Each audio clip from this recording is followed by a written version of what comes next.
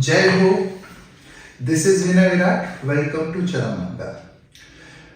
मित्रों, मैं अक्सर एक चीज कहता हूं, आपके जीवन का जो अनुभव है वो आपका ज्ञान है। इसके सिवाय जो भी आप सीखते हैं, जो भी आप सुनते हैं और सुन के भूल जाते हैं, उन्हें जानकारियां कहते हैं। इसलिए जब भी मेरे को कोई कहता है तो मैं हमेशा एक ही चीज पे फोकस रहता हूं कि मैं जो चीज बताऊं उसे व्यक्ति अपने जीवन में एप्लीकेबल कर सके, उसे एप्लीकेबल करके वो उसका बेनिफिट ले सके। तो इसी क्रम में बहुत सारे लोगों की डिमांड थी, बहुत सारे मेल्स हमारे पास है कि विनय जी, आपने जो स्वर विज्ञान के बारे में बताया, मित्रों स्वर विज्ञान क्या है, इसकी डिटेल जानकारी आप चरम मंगल पे मेरे एक वीडियो डाला हुआ है स्वर विज्ञान, जिसपे ऑलमोस्ट 4 लाख से ज्यादा व्यूज है। आप उसको जानें। और स्वर विज्ञान की क्या इंपॉर्टेंस है, देखिए निमित्त शास्त्र के अंदर बहुत सारी चीजें बताई गई है।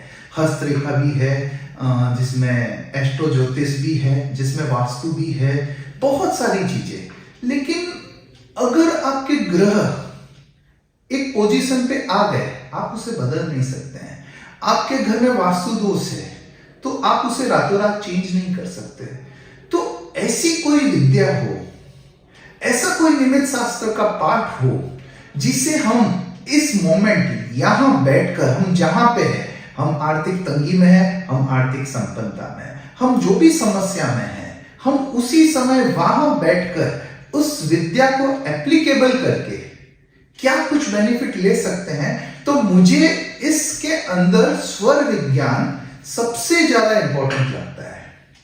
स्वर विज्ञान एक ऐसा विज्ञान है जिसे अमीर, गरीब, रोगी, निरोगी, राजा, गरीब, कोई भी व्यक्ति एप्लीकेबल करके उसका बेनिफिट ले सकता है। स्वर विज्ञान की उत्पत्ति कहां से हुई? मित्रों, स्वर विज्ञान में कहा जाता है ये ज्ञान शिव ने पार्वती को बताया। शिव पार्वती को ये ज्ञान दे रहे थे। जब शिव कहते हैं कि स्वर विज्ञान को जो व्यक्ति जान लेता है और उसका परफेक्ट यूज कर देता है तो वह अपनी नियति यानी कि अपने कर्म, अपने ग्रह भी बदल सकता है। अब इसको साइंटिफिकली समझे। ग्रह या वास्तु या कोई भी चीज आपको अफेक्ट कहां से करता है? आपको अफेक्ट करता है वो वाइब्रेशन से। वो वाइब्रेशन सबसे पहले आपको मेंटल वाइब्रेशन देते हैं। जैसे मान लीजिए सुबह आप उठे तो अगर आपको हेडेक हो रहा है या आपका मूड कुछ चिड़चिड़ा है, आप नोटिस कीजिए आपका दिन भर खराब जाएगा, आपका सारा दिन खराब जाएगा। दूसरी ओर जब आप उठे और आपका मेंटल वाइब्रेशन बहुत अच्छा है तो आपका पूरा दिन बहुत अच्छा जाएगा।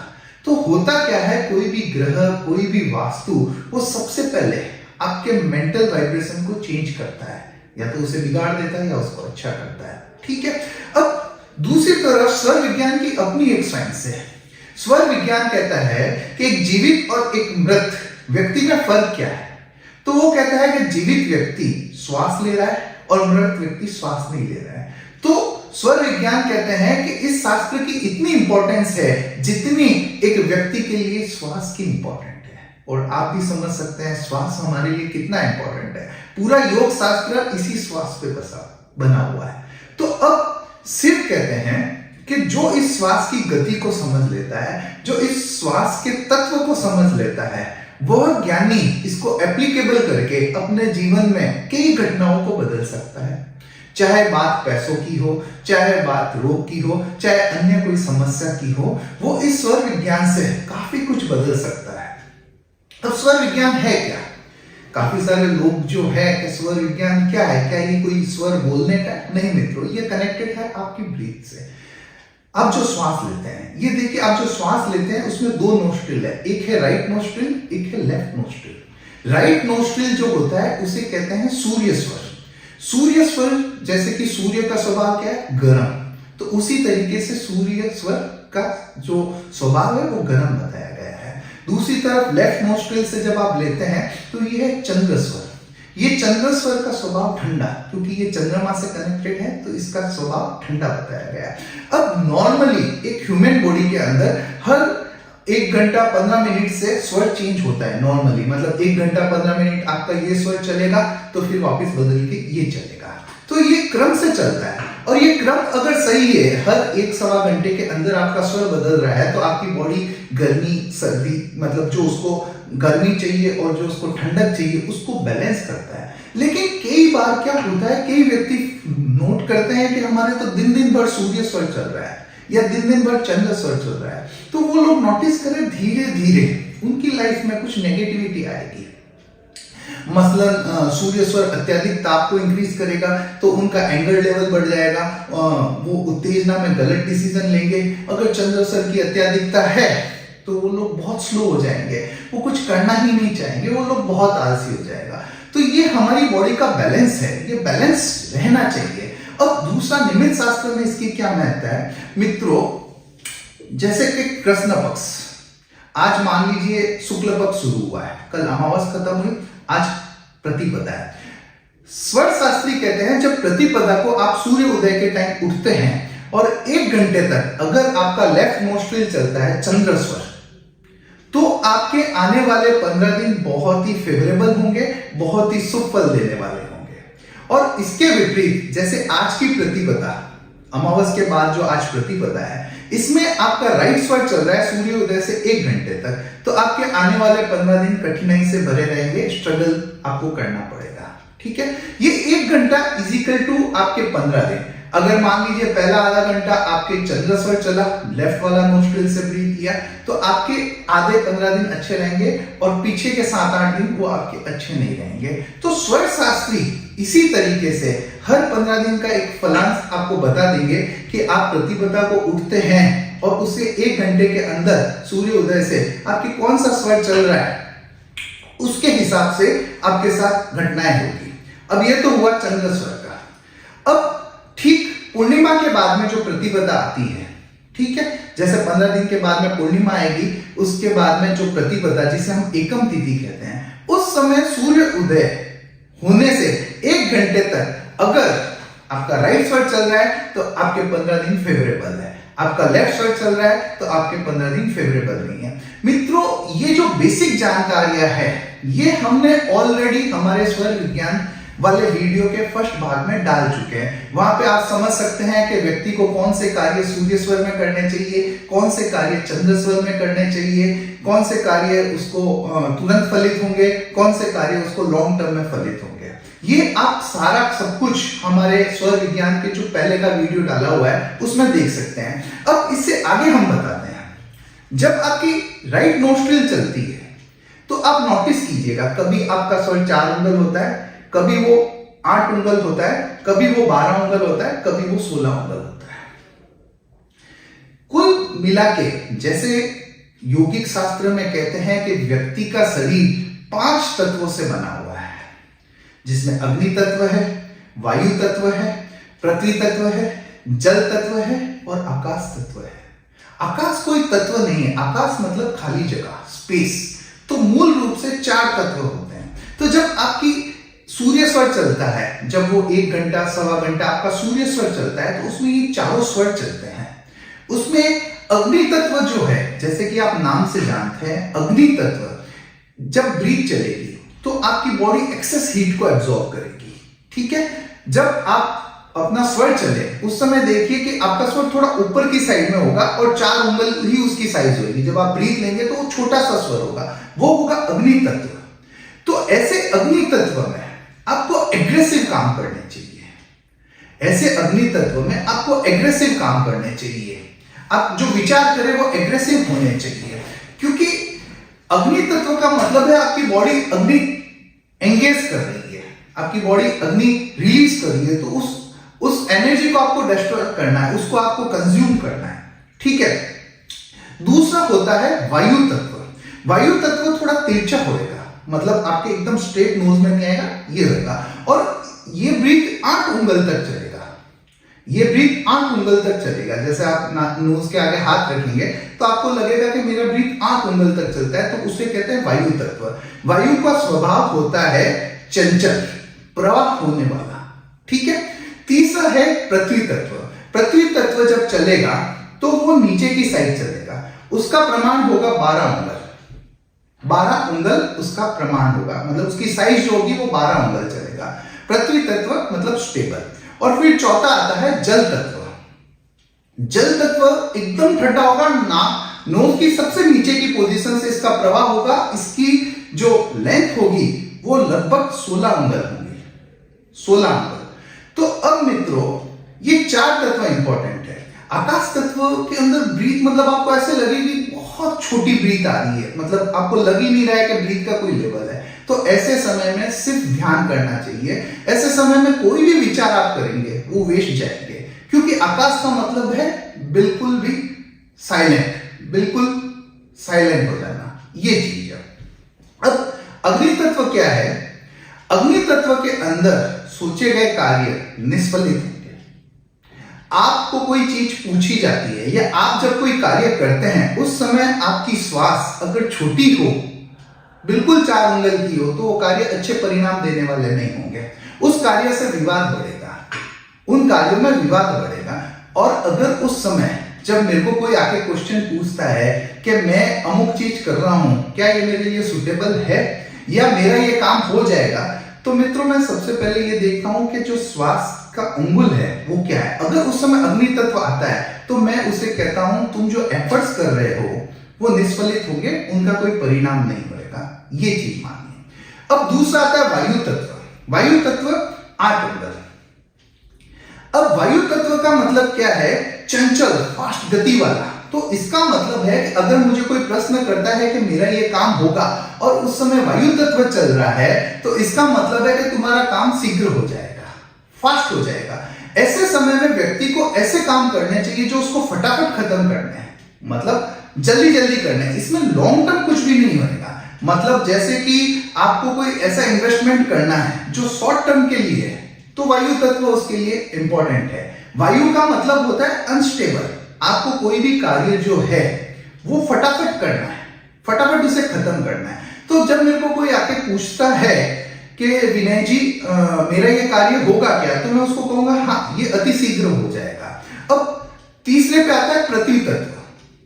पृथ्वी तत्व का मतलब ये है कि कोई भी स्टेबल कार्य, मतलब मैं ये कार्य करूंगा, तो मतलब जैसे आप कोई बिजनेस करने वाले हैं तो वो लॉन्ग टर्म चलेगा। जैसे कोई व्यक्ति मुझे पूछता है कि मैं ये बिजनेस करना चाहता हूं, अगर उस समय मेरा वायु तत्व है तो इसका मतलब वो बिजनेस शॉर्ट टर्म ही चलेगा, वो लंबा नहीं चलेगा। और उस समय मेरा पृथ्वी तत्व चल रहा है तो इसका मतलब है कि वो जो मैं योजना बना रहा हूं वो सालों तक चलेगी, वो लॉन्ग टर्म चलेगी। तो पृथ्वी तत्व का मतलब है स्टेबल और लॉन्ग टर्म। फिर आता है जल तत्व। जल तत्व जैसा कि जल का स्वभाव है शीतल, एकदम शांत, ठीक है। मगर अब आप मुझसे कोई क्वेश्चन पूछ रहे हैं कि मेरा ये काम होगा या नहीं होगा, और जल तत्व चल रहा है, तो इसका मतलब बिना उलझने वो लॉन्ग टर्म में हो जाएगा, आपको अच्छा फल देगा, ये चीज आएगा। जल तत्व के अंदर कार्य होगा और शुभ फल देने वाला होगा। मित्रों अग्नि तत्व में जनरली अशुभ फल देने वाला होता है। मतलब अग्नि तत्व में अगर कोई क्वेश्चन आप सोच रहे हैं या आप पूछ रहे हैं तो वो अच्छा फल देने वाला नहीं है। वायु तत्व जो होता है वो फटाफट कोई भी चीज जल्दी कार्य करने की, शॉर्ट टर्म करने की वायु तत्व सुटेबल है। पृथ्वी तत्व का मतलब है कि आपका कार्य स्टेबल रहेगा, लॉन्ग टर्म रहेगा। और जल तत्व का मतलब है कि वो शांति से हो जाएगा, आप बैठ जाइए तो भी वो कार्य होगा और वो लॉन्ग टर्म में बहुत अच्छे परिणाम देने वाला होगा। तो ये 4 तत्व है। 5वां तत्व आकाश तत्व, उसके अंदर सोचे गए पूछे गए सारे प्रश्न निष्फल होते हैं, क्योंकि वो सिर्फ आपकी अध्यात्म के लिए होता है, उस समय आपको ध्यान करना चाहिए।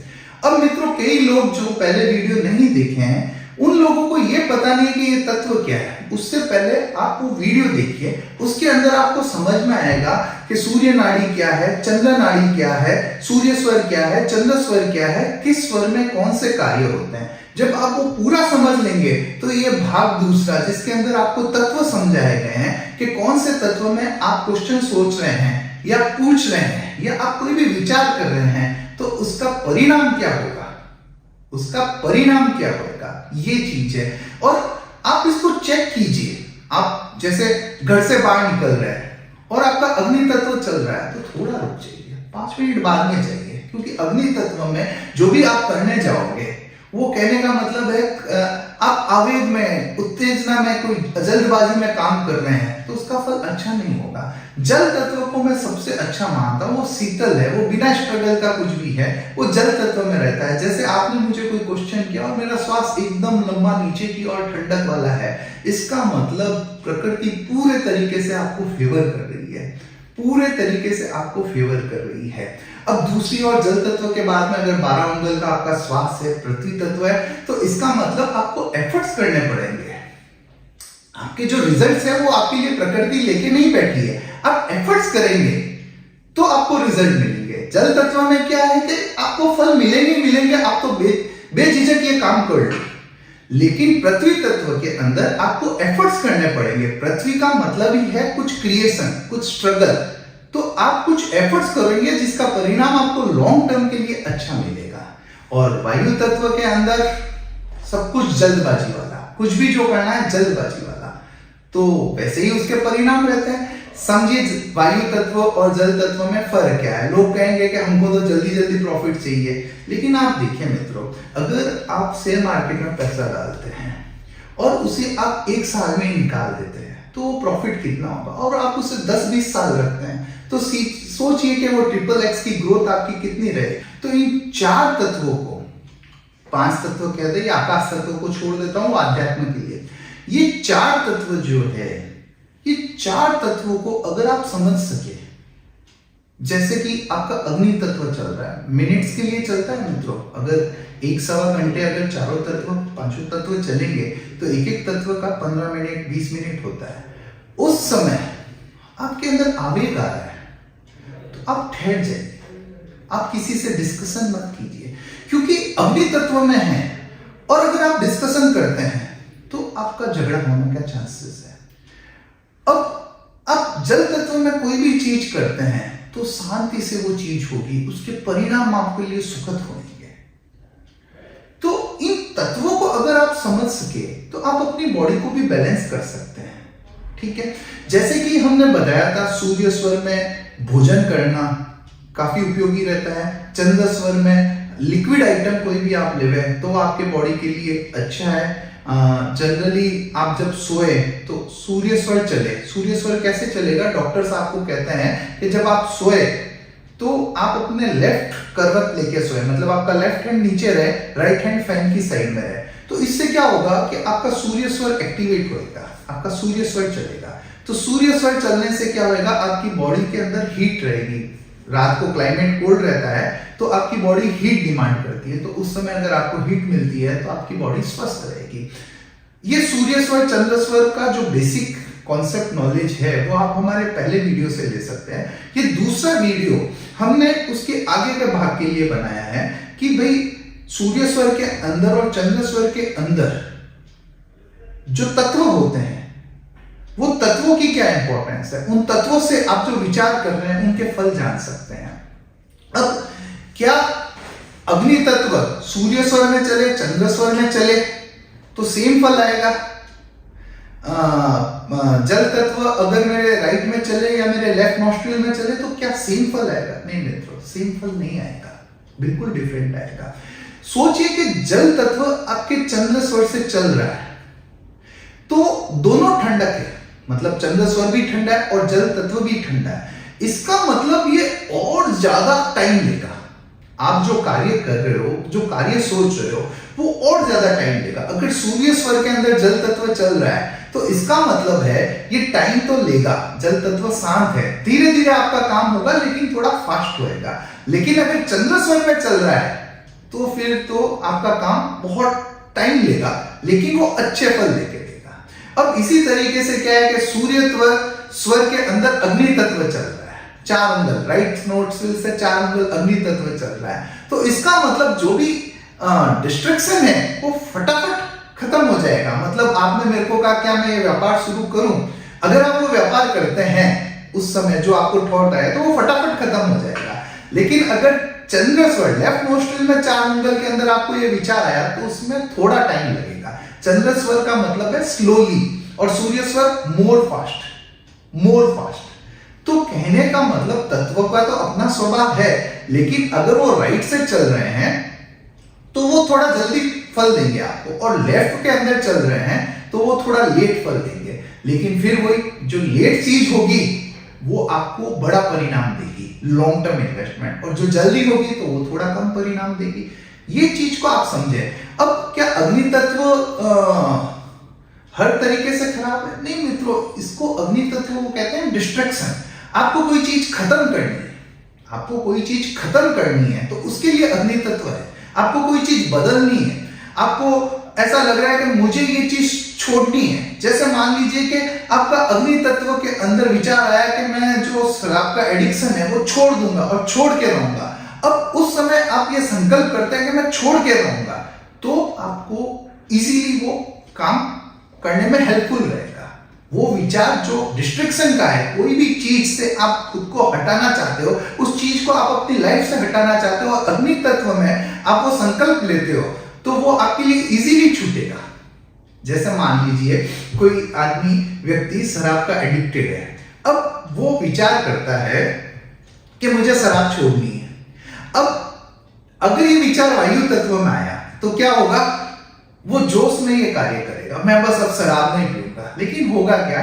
5 दिन 7 दिन के बाद में वो वापस शराब पीना शुरू कर देगा। अगर ये जल तत्व के अंदर विचार आया, ठीक है, तो जल तत्व बहुत लॉन्ग टर्म लेगा, 1-2 साल तक उसको लगेगा कि भाई मैं ये छोड़ूंगा, ये करूंगा, मतलब उसको बहुत लॉन्ग टर्म लगेगा। ये एडिक्शन उसको छोड़ने में बहुत लॉन्ग टर्म लगेगा। अगर ये पृथ्वी तत्व में आया तो वो व्यक्ति छोड़ेगा, लेकिन बहुत एफर्ट्स करने पड़ेंगे, बहुत टाइम लगेगा। और यही विचार अग्नि तत्व में आया तो वो उसे सूरवीरों की तरह छोड़ सकता है। आप समझे अग्नि तत्व की महत्ता क्या है? अग्नि तत्व के अंदर कोई भी डिस्ट्रैक्शन के कार्य है, जैसे मुझे शराब छोड़नी है, मुझे इस व्यक्ति से अटैचमेंट को खत्म करना है, कोई भी चीज को खत्म करना है, उसके लिए अग्नि तत्व बेस्ट है। आप कोई भी संकल्प अग्नि तत्व में ऐसा लेते हो जिसे आप खत्म करना है, आपको अपनी लाइफ से खत्म करना है, तो वो आप जल्दी कर पाएंगे, वो आपको फेवर करेगा। तो कहने का मतलब, जैसे कहते हैं ना कि दुनिया में कुछ भी वेस्ट नहीं है, हर चीज की उपयोगिता है। तो ऐसे तो कहा गया है कि अग्नि तत्व में सभी कार्य खत्म होते हैं, सभी कार्यों का फल खत्म होता है, लेकिन डिस्ट्रैक्शन के कार्य में यह तत्व बहुत अच्छा है। क्योंकि कोई भी चीज को खत्म करना है तो उसको जला दो। आपको शराब अपने जीवन से हटानी है तो जला दो। आपको किसी व्यक्ति के अटैचमेंट से निकालना है तो आपके अंदर का जो अटैचमेंट है उसको जला दो। उसके अंदर अग्नि तत्व बहुत सपोर्टिव रहेगा, उसके अंदर अग्नि तत्व बहुत सपोर्टिव रहेगा। अब वायु तत्व वाले व्यक्ति क्या करेगा? हाँ मैं छोड़ दूंगा, जैसे होता है ना कुछ लोग बड़े ही हाई फाई सोच के साथ जाते हैं और फिर वो वापस गिर जाते हैं, तो वो वायु तत्व में होगा। तो डिस्ट्रक्शन के कार्य के लिए सबसे अच्छा अग्नि तत्व है। ठीक इसी तरह जो भी कंस्ट्रक्टिव कार्य है, कोई भी आपको व्यापार करना है, कोई भी चीज करना है, तो वो आपको पृथ्वी तत्व के अंदर सोचा गया विचार लॉन्ग टर्म होगा और स्टेबल होगा, भले ही थोड़े उसमें एफर्ट्स लगे। और जल तत्व तो क्या है? जल तत्व का मतलब ये समझिए कि आप पानी के प्रवाह में हैं और पानी आपको जैसे ले जा रहा है तो वैसे ही आप चलते जाएंगे। ठीक इसी तरह डेस्टिनी, अगर कोई अच्छा विचार आपने किया, जल तत्व आपका चल रहा है, तो इसका मतलब डेस्टिनी वो आपको देना चाहती है। जल तत्व में इतने एफर्ट्स नहीं होंगे, पृथ्वी तत्व में एफर्ट्स होंगे। तो इस चीज को समझिए। तो अब आप ये समझिए कि जब भी आप कोई विचार सोचे, आप चेक कीजिए मेरे कितने अंगुल का है, तो उससे आप पता कर सकते हैं कि इस विचार का परिणाम क्या है। और मित्रों एक चीज ध्यान रखिएगा, जो मैंने अपने प्रीवियस वीडियो में बताया है, जब भी आपको कुछ करना हो तो विचार करते हुए ब्रीथ अंदर की साइड ले, इनहेल करें। कहते हैं जो अंदर जाता हुआ श्वास है वो जीवन है, जो बाहर आता हुआ श्वास है वो मृत्यु है। तो अब आप कुछ सोचिए, आपको लगा कि मुझे ये इन्वेस्टमेंट करना है, तो आप ब्रीथ अंदर लेके ये विचार करें। अगर उस समय ब्रीथ बाहर आ रही है तो वो निष्फल हो जाएगा, वो विचार आपको फलित ही नहीं होगा, तो वो वेस्ट होएगा। कहने का मतलब हमारे दिन में हम ब्रीथ इनहेल भी करते हैं, एक्सहेल भी करते हैं, लेकिन आप नोटिस करेंगे एक्सहेल वाले जो सारे विचार होते हैं वो कोई फलित नहीं देते हैं, वो मृत विचार होते हैं। और जो इनहेल कर रहे हैं, जब ब्रीथ अंदर की तरफ जा रही है, उस समय जो विचार कर रहे हैं वो फलित होने वाले होते हैं। तो इसका मतलब जब आप इनहेल करते हैं और उस समय आपके पृथ्वी तत्व चल रहा है, और आप विचार करते हैं मुझे ये नया बिजनेस शुरू करना है, तो इसका मतलब ये हर तरीके से आपका बिजनेस लॉन्ग टर्म में प्रॉफिटेबल रहेगा। और दूसरी तरफ जैसे आपका जल तत्व चल रहा है, जल तत्व में आपको कोई विचार आया, जब आप इनहेल कर रहे हैं आपको विचार आया, तो इसका मतलब डेस्टिनी आपको वो दे रही है। अग्नि तत्व में कोई विचार आया, इसका मतलब उसका फल खत्म होने वाला है। आप कोई विचार कर रहे हैं, जैसे आपका अग्नि तत्व है कि क्या मेरी उससे शादी होएगी या अमुक व्यक्ति से मेरी शादी होएगी, इसका मतलब कि नहीं होएगी, ये काम निष्फलित होना है। जैसे कोई व्यक्ति मुझे पूछ रहा है कि मेरा ये केस सॉल्व होगा क्या, कोई अमुक व्यक्ति का कोर्ट केस चल रहा है, उसका मुझे पूछा कि ये मेरा केस इस महीने सॉल्व होगा क्या। अगर अग्नि तत्व इसका मतलब है वो अभी नहीं होएगा, वो अभी नहीं होएगा। अग्नि तत्व में लगभग चीजें जो होती है वो फलित नहीं है, वो निष्फलित होती है, मतलब वो आपके फेवर में परिणाम देने वाली नहीं होती है। तो मित्रों, ये स्वर विज्ञान का पार्ट 2 था। अब लगभग स्वर विज्ञान कवर हो गया है। इस स्वर विज्ञान के वीडियो को देखने से पहले आप वो वाले स्वर विज्ञान वीडियो को जरूर देखें, क्योंकि वो बेसिक्स है। जब तक आप बेसिक्स नहीं सीखेंगे आपको आगे ये वीडियो समझ में नहीं आएगा। तो उस वीडियो को देखकर आप इस वीडियो को देखें तो आपको पूरा स्वर विज्ञान समझ में आ जाएगा। पूरा जो निमित्त शास्त्र है स्वर विज्ञान का वो समझ में आ जाएगा। मित्रों, आपको अगर हमारे वीडियो पसंद आ रहे हैं तो हमारे चैनल को लाइक कीजिए, वीडियोस को शेयर कीजिए, हमारे चैनल को सब्सक्राइब कीजिए। धन्यवाद।